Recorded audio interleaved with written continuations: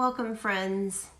Autumn is here, and we celebrate the beauty of the changing leaves and the cooler temperatures that remind us that seasons change, and we are never in the same season for long. That can give us hope. As we gather together, we know that grief seems to be hitting hard for many of us in random moments and surprising ways.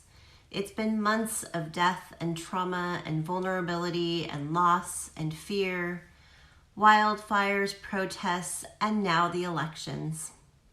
We have pushed through from crisis to crisis, and we continue to make the best decisions we can to care for ourselves and for each other. For many, our grief has been deferred or delayed, dismissed or diminished. In this space of music and ministry, you are welcome to bring your grief, your joy, your pain, your hope, your sadness, and your disillusionment, and lay it at the feet of the one who embraces us, however it is we show up. Welcome to worship, friends. In the light, we lift up Colette Edwards' son, Mark, as he continues to recover from surgery, as well as Cindy Wells, whose father has entered hospice care. We continue holding Bill Stevens' family in prayer as they mourn the passing of their father. And we also lift up Laura Altizer, who continues recuperating from foot surgery. And we offer prayers for Richard Scuderi as he also recuperates from the surgery that he had. We lift up each other. We know that many of us are holding sad news or hardship and pain that is not as public. And we want you to know that we continue to think of you and lift you into the light. As we continue into worship, I offer my favorite Franciscan prayer. May God bless you with discomfort at easy answers, half-truths, and superficial relationships so that you may live deep within your heart. May God bless you with anger at injustice, oppression, and exploitation of people, so that you may work for justice, freedom, and peace.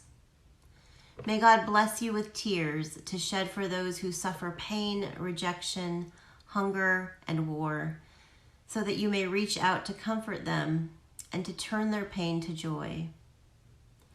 And may God bless you with enough foolishness to believe that you can make a difference in this world, so that you can do what others claim cannot be done, to bring justice and kindness to all God's beloved, everyone.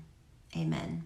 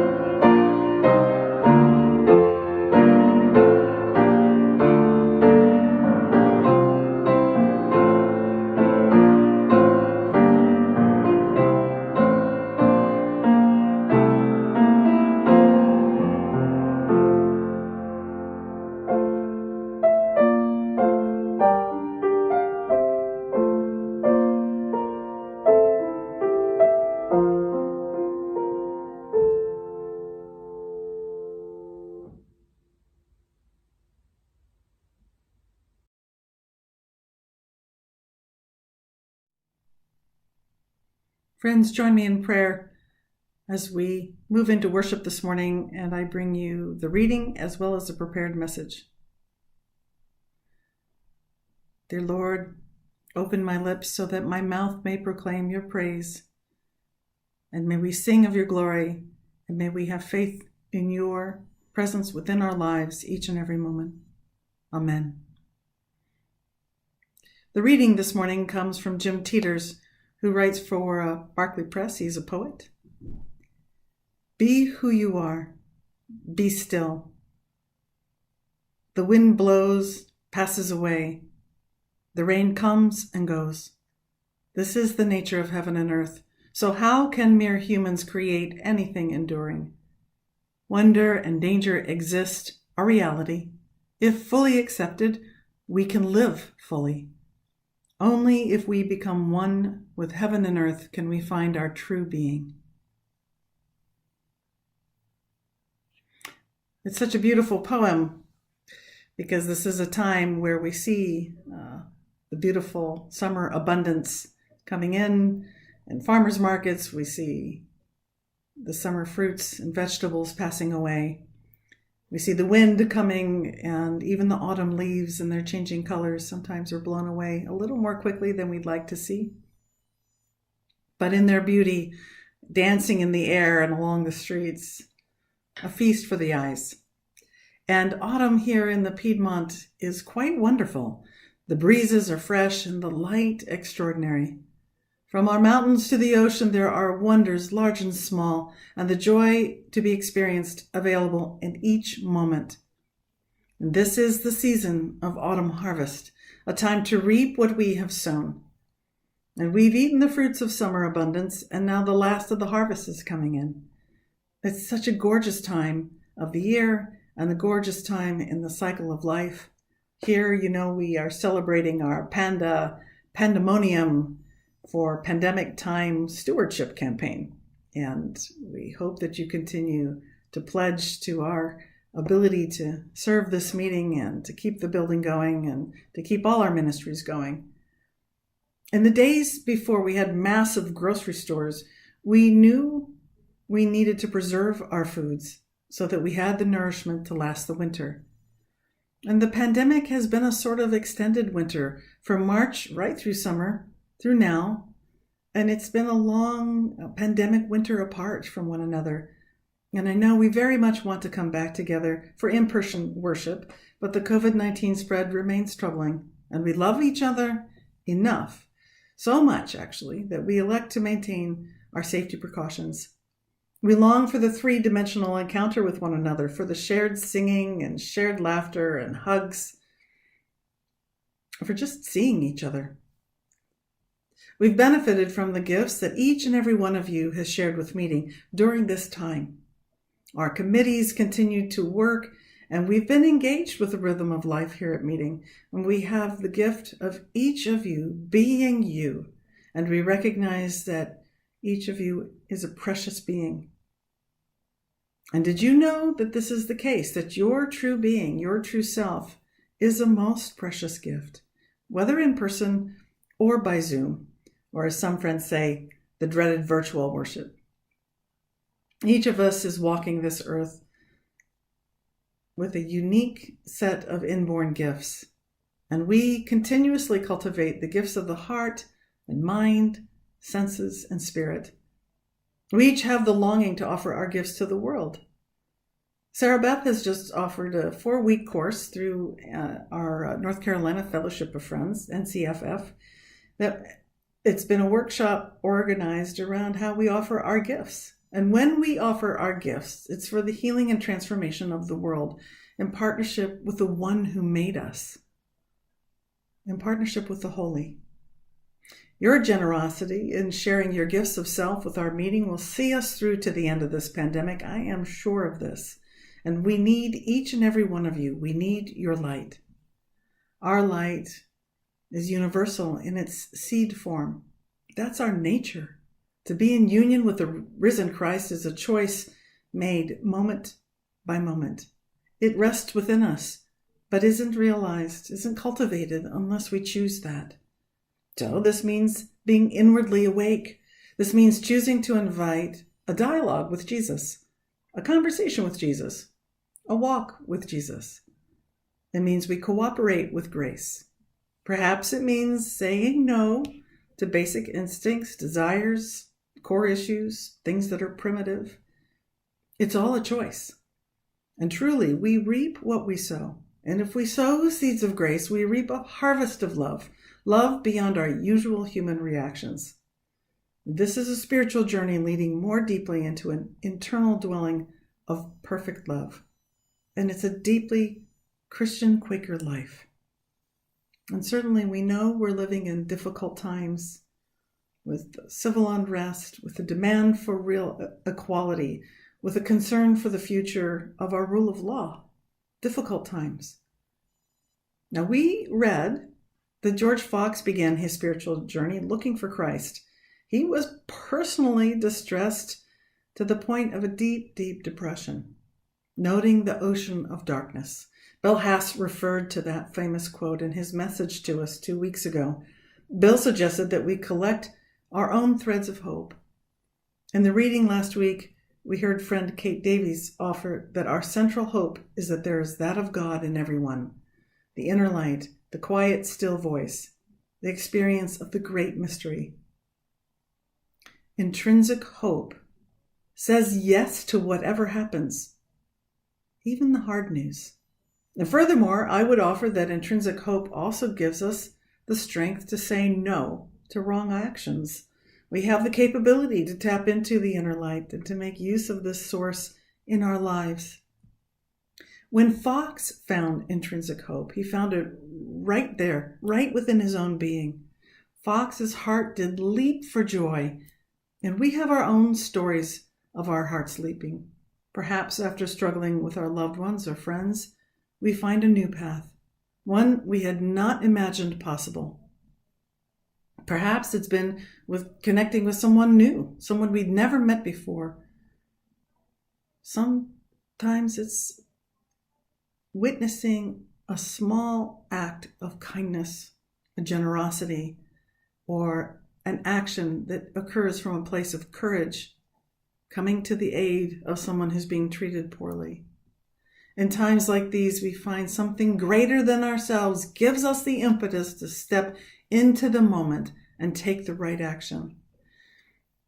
We get to this place of joining with something greater than ourselves through surrendering the little I, so that the bigger I, the bigger self, that part that is connected with the cosmic Christ, can be the part of us acting.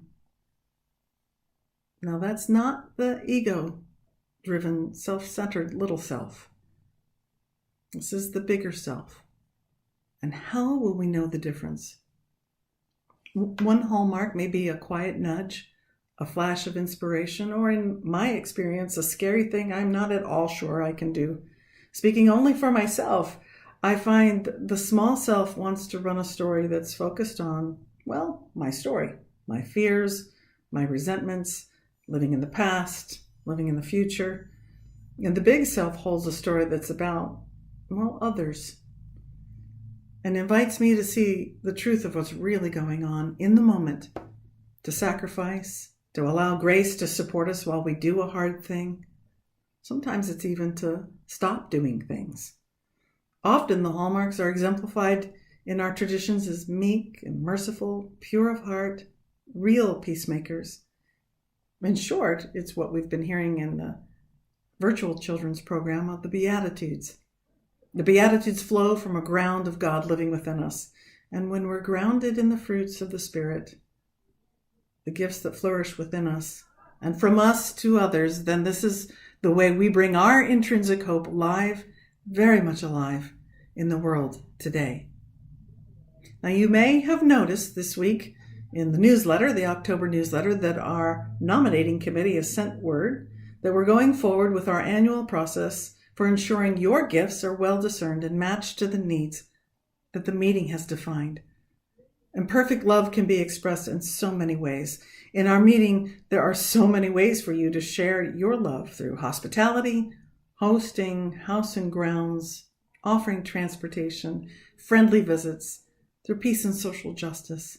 or teaching or food pantry, through caring, compassionate listening, or serving the homeless. And we invite you to join in the cultivation of the ground for the well-being of this meeting, our meeting, and for our ability to bring our witness to this world. So please take time to discern your gifts and leadings. Answer the request from nominating committee in the newsletter. You can call me or on pastoral care committee or ministry and council to really listen deeply to your own questions about your gifts and leadings if you need support. And know that we support the flowering of your gifts right here within our spiritual community. So here are some queries for you as you proceed with worship.